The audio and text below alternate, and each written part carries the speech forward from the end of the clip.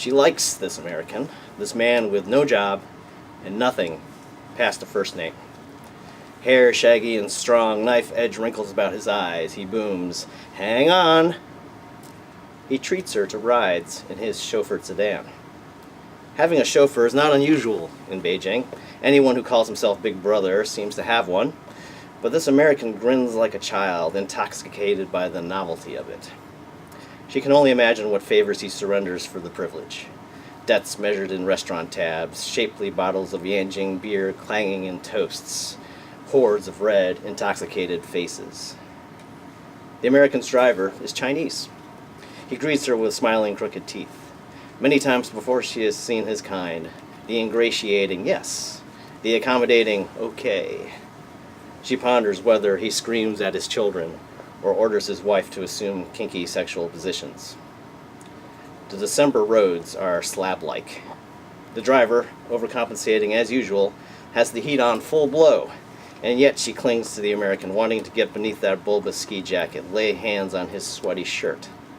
With easy laughter, he tickles her, outmaneuvers her. "Where to tonight?" he whispers. "Tell me." "So what if we're in China? We can go anywhere." She is struck by his voice, the confidence of it, tough and ignorant and unassailable.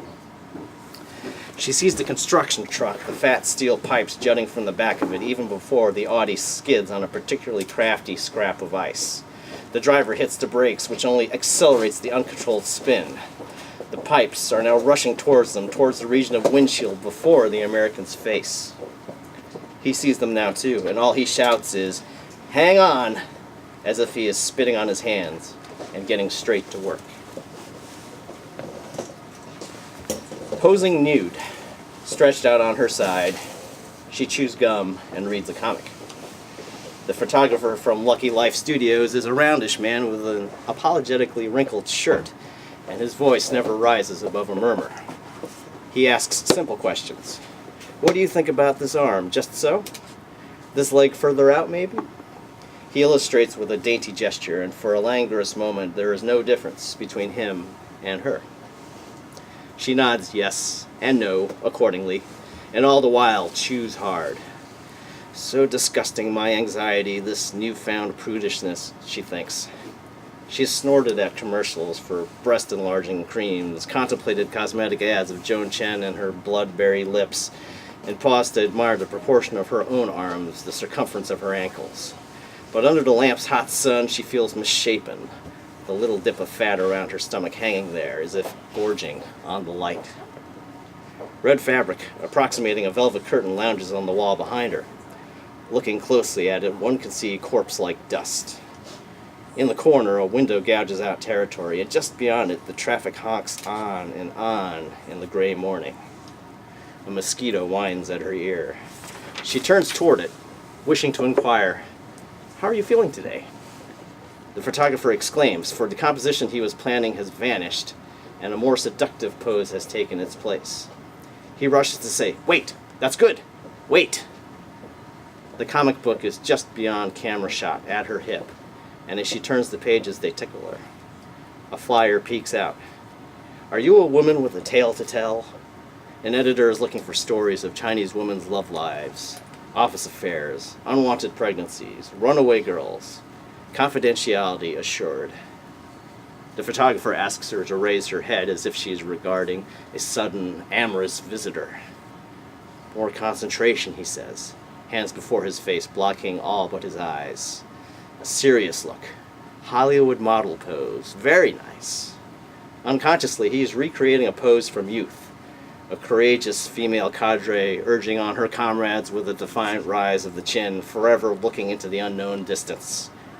The mosquito alights on his arm. With an annoyed slap, he crushes it.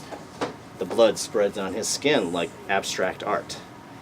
Across the comic's open pages, a lone swordsman whirls, his weapon slashing with tornado-like force, the inked waves of his assault threatening to burst out of the page.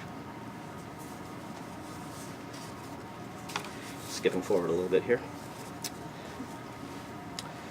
She calls a Holiday Inn in America. Ordinarily dialing toll-free numbers from a public phone is an impossibility, but one of her friends, she forgets who now, gave her the code. At a rickety wooden stand on Renming Road, phones lined up like toys on the sill, clutching the dirtied white receiver to her ear and mouth. She endures 2 housewives on both sides of her having identical conversations. Home, and dinner, and relatives, and where are you? This time, a pleasant man answers. She savors the long-distance lag in their conversation, the extra seconds she must take to speak. Hello, I would like to make a reservation. Of course, he says. Professional, to the point, he requests location and time, and she gives it to him. Today, she is Miss Wang. Last week, she was Miss Lee, and the week before that, Miss Zhang. Today, it is Los Angeles. Last week, it was Boston. The week before that, Las Vegas. Always 1 week ahead for the reservation. It is too depressing to consider lengths of time any further along than that. Thank you, Miss Wang, the helpful reservation agent says. Have yourself a wonderful day. Thank you, she says. She almost forgets to add, you have a nice day too. But this time she remembers. Alas, the man has already hung up. American politeness is a tricky thing to negotiate. A bus hacks diesel smoke at her. Bicycle bells ring like nagging mothers. She looks down at her sandals, her bare feet. Dirt already stuck under her toenails. Nearby, a food cart serves fried dough, the single waffle-sized block of coal in the oven, smoldering so intensely her eyes water. One evening, she will sail into the Holiday Inn, be it New York, or Chicago, or San Francisco, announce her identity, and lie flat on her room's rich, open, carpeted floor all night. She enjoys visiting her musician friends. Beijingers by birth, they are both guitarists. Does anyone truly want to play bass, or are all bassists forced to their instruments by the tyrannical guitar virtuosos, she wonders, and make their home in a Dongzuman apartment with the color and texture of a well-used ashtray. She snuggles up with a wet bottle of beer and gazes at the steam-cracked walls as they noodle about. The agenda always includes an exact cover of Hotel California. The version from hell freezes over. You ever write your own songs? She asks. Of course, the handsome one snaps. Here, now, he is formidable. But she saw him play once at the Star Shower Cafe during an open mic, and he went all tight and robotic as he improvised a blues tune. She still remembers how he slumped, his stringy hair hiding his face, as the bar patrons good-naturedly applauded his timidity, and how endearing it was. The handsome one is the leader, the singer, but the not-so-handsome one is the better player. Bobbing his head up and down, his glasses prancing on the bridge of his nose, he coaxes machine gun rhythms from his acoustic. Before she can even say Nirvana, the handsome one begins singing in English. She cannot make out the lyrics, but at the beginning of every line he moans, "Kurt Cobain! Kurt Cobain!" She doesn't ask about the song after they have finished, for she knows that the handsome one considers songs a divine gift, beyond the bounds of explanation. He pops in a VCD of Michael Jackson videos, pre-Thriller days. His early songs are fresher, the not-so-handsome one says in a most earnest tone. Can't stop till you get enough, Michael sings over and over, and the handsome one passes his cigarette among the 3 of them. I hear that Americans treat their dogs well, the handsome one murmurs. His face is fiery from beer. Clean them all the time, care for them like children, build houses for them. Shit, they even build tombs for them.